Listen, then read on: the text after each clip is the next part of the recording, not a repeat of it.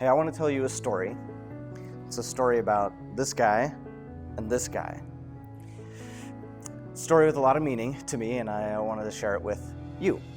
When I was younger, Lego was my thing. That's what I did when I was by myself, when I was with my friends, and as much as I could convince my sisters, we played with Lego. And sometimes Barbies, you have to do the Ferris swap, But Lego became my creative space, my solitude, my imagination, my storytelling. It was creative, joyful, like all kids who build with Lego. That was me. Fast forward a few years and I started developing this sort of teenager attitude that was a little better than my younger self, and I thought I was too grown up for those childish toys, and sort of put that young, joyful, creative version of myself away, more or less abandoned that young, creative part of myself. As a teenager then, I had no more use for my Lego, so I gave them all away, and hope they went to some good home or whatnot, but they weren't for me anymore. Over time, that internal split became a problem for me, and as an adult, it started wreaking havoc in my life, and mentally and emotionally, and I didn't feel like a whole person. So I went to therapy, and one of the therapies that I did was called EMDR, and it's a visualization and reprocessing, an effective way for me to kind of go back to those experiences and create some healing space.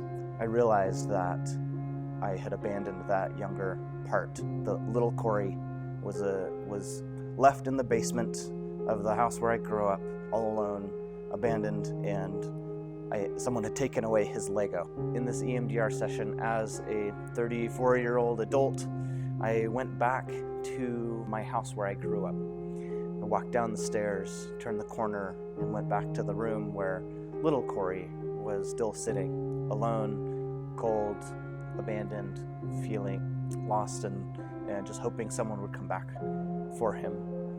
And that was my aim. That was what I was trying to do. So I reached out my hand, took his hand, and said, "Come on, let's go outside. Let's go to the tree house." And I had never really had a tree house before, but I kind of wanted one. At least I knew that as a younger self, I wanted one. I grabbed his hand, and we walked up the stairs. We opened the side door of the house, and instead of my yard, what I saw was a big field, big open grassy field with trees surrounding the border, and right in the middle, a big tree with a tree house in it and a ladder. And at the bottom of the ladder, a shining man dressed in white, representing for me a deity, a greater power, God. And when little Corey saw God there at the bottom of the treehouse and the field and the blue skies and everything, and he ran full strength, full straight ahead and jumped into God's arms, and God gave him a big hug and sat him on his knee and just said, "Little Corey, do you want to come up to my treehouse and play Legos with me?" And he was just like, "Yes!" everything that he could ever desire. It's like treehouse and Lego and blue skies and God, and it was just the most amazing, special thing. And so God and little Corey went up into the treehouse to play Legos, and I just laid on the grass and listened to the joyful sounds of play and sound of Lego swishing back and forth. And eventually it had to come to an end, and the session was coming to an end. So God pulled a Lego guy out of the Lego, and he had red pants and he was wearing a hat, and he said, "This is Lego Steve, and I want you I'm going to give you Lego Steve, and I want you to put him in your pocket. And whenever you feel lonely or sad or afraid, pull out Lego Steve and let him remind you that you can always come back here to this treehouse and play Lego with me. And you'll be safe and always wanted, and I'll always belong." And so little Corey took Lego Steve, and we came down the ladder, and then we went, and then this therapy session ended. Well, that imagery and that feeling, that story stuck with me. So I took my kids to the Lego store, and I found out that they have a station where you can create your own minifigures and buy them, and I thought that was just the coolest thing, and maybe, just maybe, I could make a version of Lego Steve and have him as a reminder So I go searching in the bin, and I found the red pants that he had. And then I'm looking, and I find a white shirt, and it has something on it. And then I turn it around, and on the back's my initials. And I was just sort of flabbergasted. Oh my goodness, my initials, red pants, smile. And then I go look for a hat, find a hat, and it has an S. S for Steve.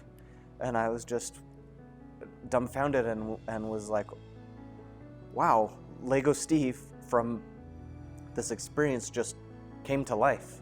He came in real life to me and I'm holding him in my hand. And so we made some more minifigures. I bought Lego Steve and brought him home, and I've kept Lego Steve with me ever since.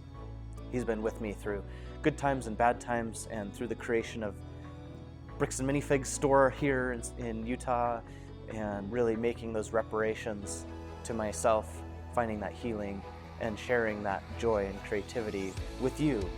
And now you have a chance to get your Lego Steve, check him out from Bricks and Minifigs, take him with you for a week, take pictures, take him on your adventures, and share your joy with Lego Steve, and then bring him back and pass him on to the next person. And let Lego Steve join our community as a traveling token of the joy and the creativity that lives inside all of us. Something special to share with each other.